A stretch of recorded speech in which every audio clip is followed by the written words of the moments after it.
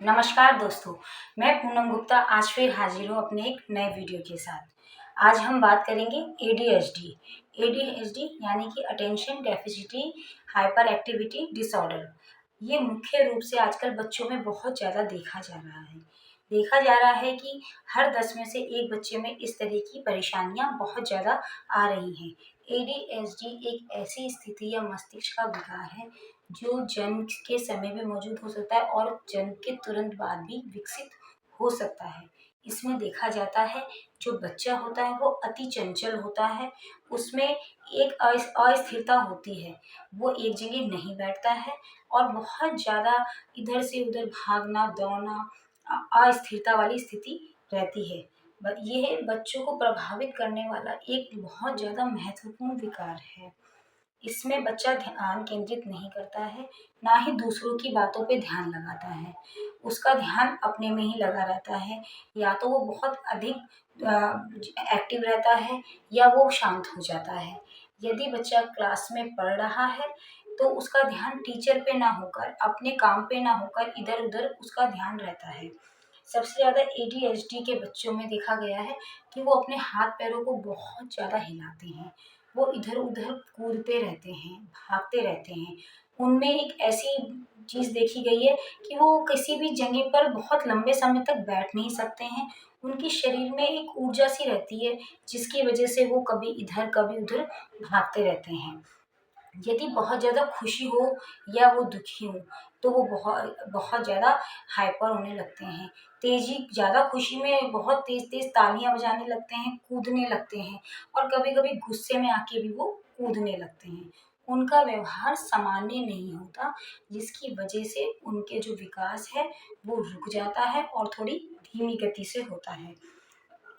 उनमें बहुत ज़्यादा ऊर्जा होती है जो कि वो सही जगह पे लगा नहीं पाते हैं। इसकी वजह से वो इधर-उधर कूद के ऊपर चढ़ना, नीचे बैठना, सामानों को फेंकना, चिल्लाना, ऐसी बहुत ज़्यादा एक्टिविटीज़ में अपने आप को व्यस्त करके रखते हैं। और कुछ केसों में देखा गया है, कुछ बच्चे ऐसे होते हैं, जब नॉर्मली 2 जने बात कर रहे होते हैं, तो वो उनमें बीच में बोल पड़ते हैं। या फिर अगर उनसे कोई क्वेश्चन किया गया है, तो उस क्वेश्चन को पूरा होने से पहले वो पहले ही उत्तर देने की कोशिश करते हैं, चाहे वो सही हो, चाहे वो गलत हो। अक्सर निर्देशों का पालन नहीं करते हैं। उन्हें कोई काम दिया जाता है, उसमें तो उनका ध्यान नहीं रहता है, वो उसके अलावा अब उनके चारों तरफ क्या गतिविधियाँ हो रही हैं, उसमें ज़्यादा ध्यान लगा के रखते हैं। कई चीज़ों में ऐसा भी देखा गया है कि बच्चे जो होते हैं अगर उन्हें बाहर ले जाया जाए, वो किसी चीज़ को देखते हैं, उस चीज़ के लिए ज़िद करते हैं और अगर उनको वो चीज़ नहीं मिलती है, तो वो हाइपर होने लगते हैं, भागते हैं, कूदते हैं, चिल्लाते हैं। ऐसे जितने भी केस होते हैं, इसमें बच्चों को कंट्रोल करना बहुत मुश्किल होता है। इसका जो उपचार है वो मुख्य रूप से 2 ही है, या तो इनकी थेरेपी कराई जाए और दूसरा किसी अच्छे चिकित्सक के द्वारा इनका इलाज कराया जाए। जिससे वो कुछ ऐसी दवाइयाँ देते हैं जिससे इनका बिहेवियर है जो कंट्रोल किया जाता है, जो सामान्य तौर पर करना थोड़ा कठिन होता है। दवाइयों द्वारा थोड़ा आसानी से इनके बिहेवियर को कंट्रोल किया जा सकता है। माता-पिता को भी ये समझना होता है कि जो ये बच्चे होते हैं ये नॉर्मल नहीं होते हैं। इनकी स्थिति को समझते हुए इन्हें किसी अच्छे साइकियाट्रिस्ट को दिखाना पड़ता है। इनको इनकी स्थिति के अनुसार दवाइयाँ दिलानी पड़ती हैं, जिससे जो ये बच्चे हैं अब भविष्य में कुछ कर सकें और आगे बढ़ सकें।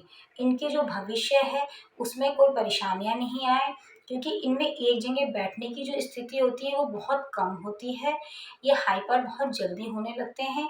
इस वजह से हमें चाहिए कि हम ऐसे बच्चों के संग जितना भी हो सके सामान्य व्यवहार करें और इन्हें इनके कामों को सिखाने की कोशिश करें। इन्हें स्कूल यदि भेजें तो इनको स्पेशल स्कूलों में ज़्यादा डाला जाता है, जिससे कि जो वहाँ के स्पेशल एजुकेटर होते हैं वो इनको अच्छी तरह से कंट्रोल कर लेते हैं। बाकी केसों में देखा गया है कुछ बच्चे ऐसे हैं जो नॉर्मल स्कूलों में भी अच्छे से पढ़ लेते हैं और कुछ केस में देखा गया है कि बच्चे बिल्कुल भी नहीं बैठते हैं। वो एक जगह से दूसरी जगह भागते ही रहते हैं, भागते ही रहते हैं, जिसकी वजह से पेरेंट्स को भी बहुत परेशानी होती है और जो स्कूल स्टाफ होता है उन्हें भी परेशानी होती है। तो उन्हें उनके बिहेवियर को कंट्रोल करने के लिए हमें दवाइयों को दिलाना बहुत ज़्यादा ज़रूरी होता है। तो नए वीडियो में मैं एक इसी तरह की नई जानकारी के साथ आपके सामने प्रस्तुत होंगी। तो ऐसी नई जानकारी प्राप्त करने के लिए आप मेरे चैनल को सब्सक्राइब करें, लाइक करें और शेयर करें। धन्यवाद।